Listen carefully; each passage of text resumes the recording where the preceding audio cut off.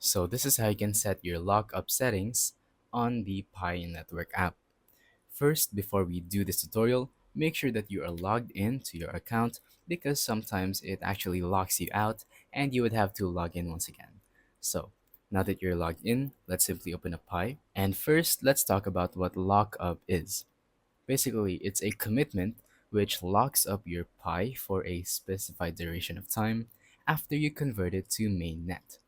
If you choose to lock up 50% for 1 year, for example, after the conversion to mainnet, 50% of your Pi will be available to you right off the bat, and the other 50% will be available in 1 year.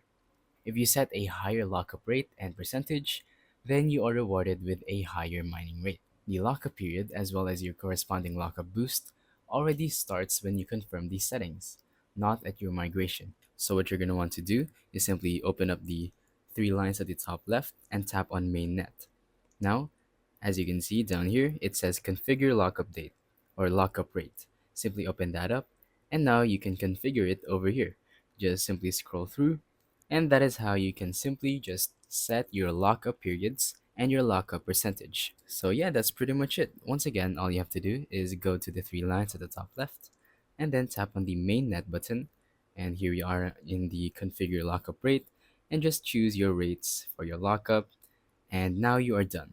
So that's about it for this video. Thank you for watching. Don't forget to leave a like, subscribe, and let us know in the comments down below if the tutorial worked or if you have any questions. Thank you and goodbye.